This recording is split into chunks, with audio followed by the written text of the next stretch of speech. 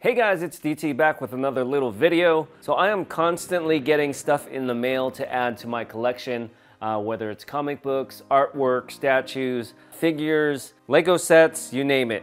So what I thought I'd do is make a little series of me just opening up this stuff, and I thought some of you guys out there might find some of this stuff interesting. So today a few things arrived, so I don't really remember what all this stuff is. A lot of this stuff I ordered some time ago, but we're gonna get into it and you guys can let me know what you think. Let's start off with this one. This one just came in this USPS envelope, priority mail. I'm not really sure what it is, but I'm guessing there's a comic book in here. Inside the box, we have one of these shippers.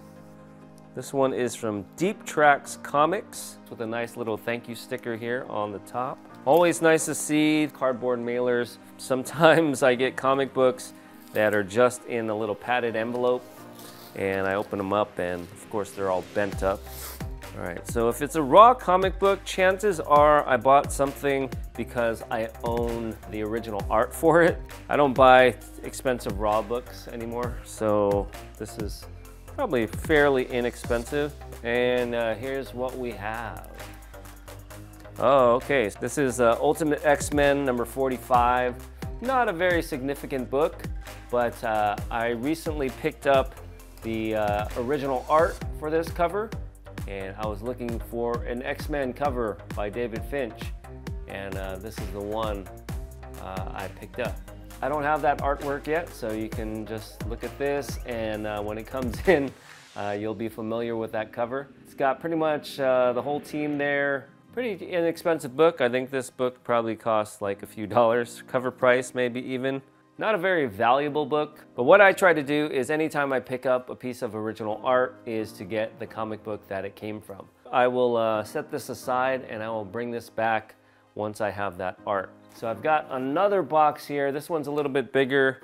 It says eBay on it.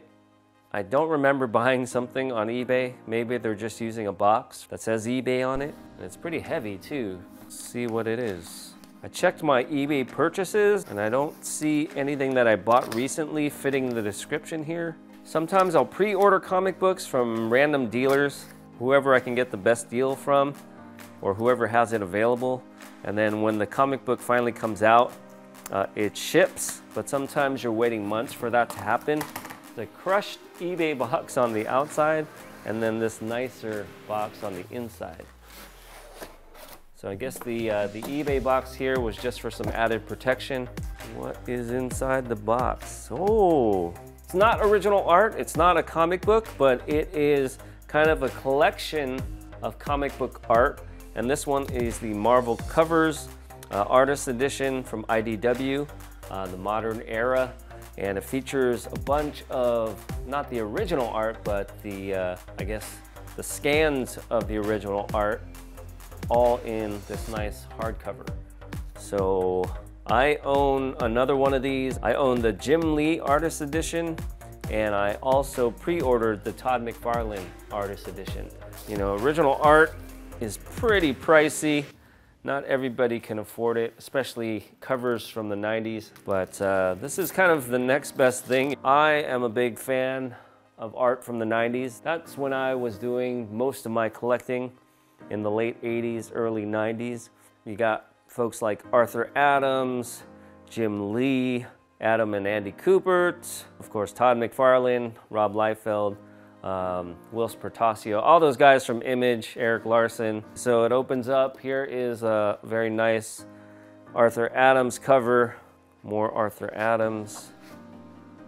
Just some great stuff. Just pieces that would probably cost you thousands of dollars. And if you're talking about Todd McFarlane or Jim Lee, you're talking hundreds of thousands of dollars.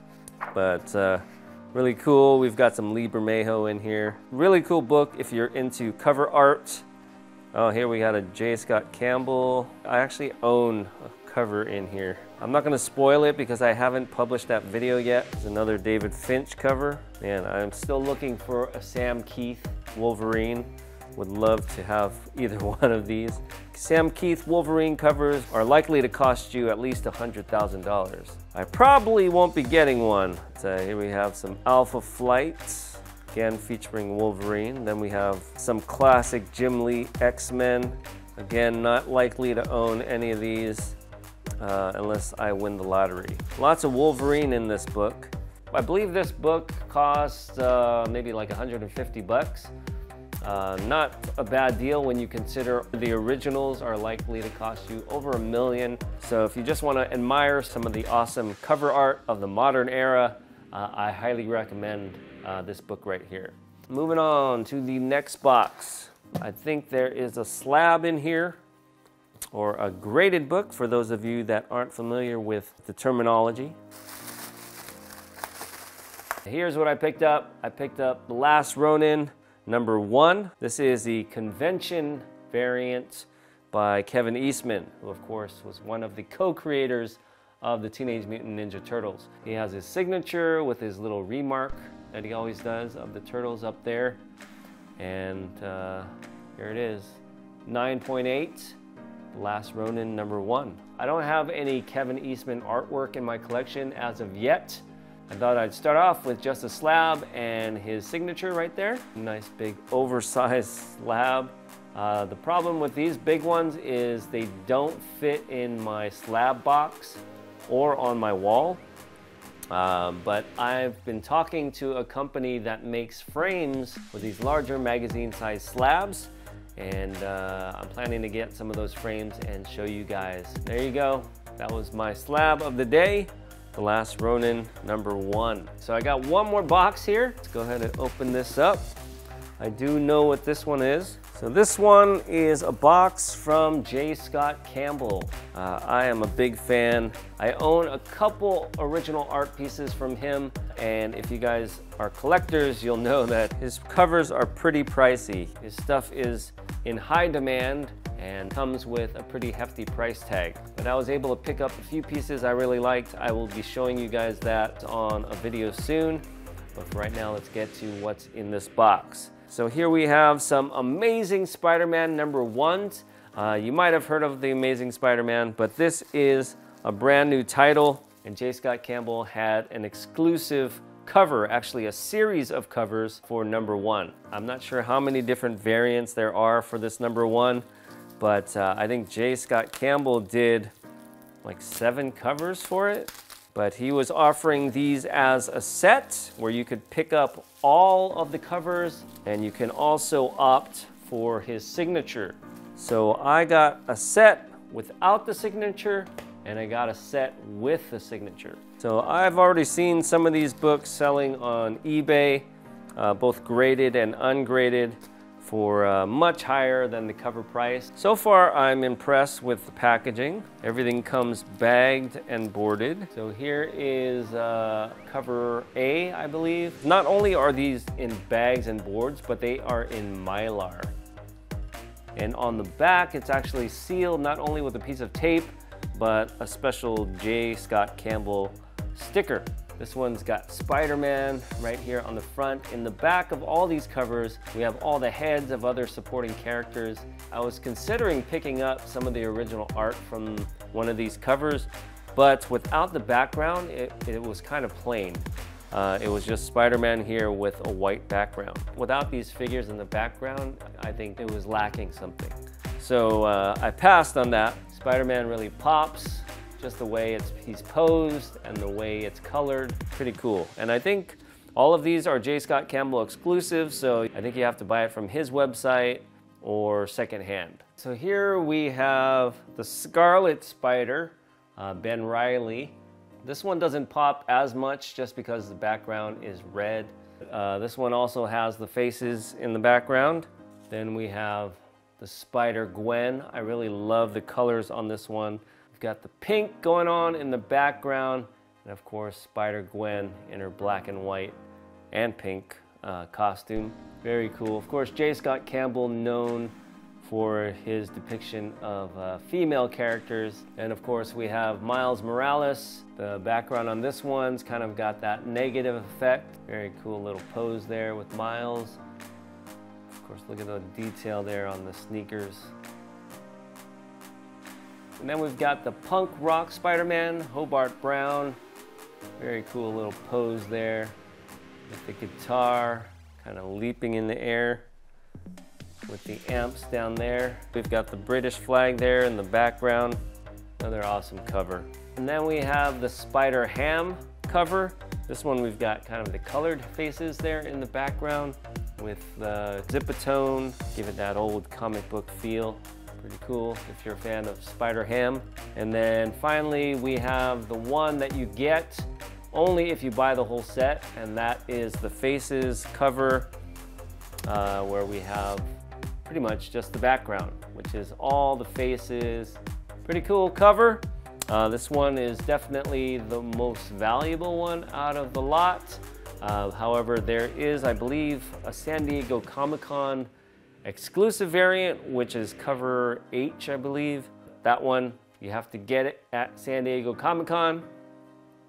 So if anyone's going, wants to pick me up one, let me know, because I'm not going. So we've got 7 of the 8 covers here. And while we're here, I'll show you guys the signed versions as well.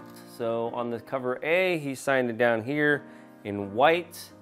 And that's the cool thing with his signatures is he tries to pick a color that complements the cover. And of course, placement is key as well. So this one is placed down here at the bottom in white. Then we have this one's kind of a yellowish color. It's the same color as the highlights here on Spider-Man. Then on this one, we've got a signature in blue, which kind of goes well with the blue here on her slippers. We've got another one in white here down at the bottom, which pops off of that red background. Back to that yellowish color here for the punk rock cover. This one is in purple, kind of to go along with some of these villains down here, like Green Goblin. It's a little bit harder to see because there is a shadow cast by Spider-Ham, but you can definitely see there's something down there, even though it's not as legible as some of the other covers. And this one, because he didn't want to cover up any of the faces, he signed it right here over the title. But as far as I can tell, all of these are 9.8 candidates for CGC. The only problem is if you try and submit a signed book that has not been witnessed, it'll come back with a green label or a blue label if you specify it, but they will actually mark the grade down because of the writing on the cover. These do come with a certificate of authenticity. Each one of these says that it was signed by J. Scott Campbell. Even comes with the little holographic sticker there. However, CGC doesn't really care about that. And if you send it in, even with the certificate of authenticity, they will throw their certificate of authenticity in the garbage and they will give you a green label. So if you want to get a signature with a yellow label, you have to have a witness present when he is signing it. I don't really care about getting these graded. These are all going into my personal collection. But there you go, guys. 7 copies of Spider-Man #1. Of course, we got the Last Ronin #1. We've got the Ultimate X-Men #45. And we have the Marvel Covers Artist Edition. So some very cool stuff. Nothing crazy expensive this time around, but I'll guarantee you that will change. I'm expecting some very big items in the near future. So if you guys like this haul video, make sure to leave me a comment down below letting me know. And that way I will show you once those big items come in. But for now, I am gonna go ahead and change the camera because I've got a statue that's sitting over here that needs to be reviewed. But stay tuned because that will be coming up next. Thanks for watching, and we'll see you guys next time.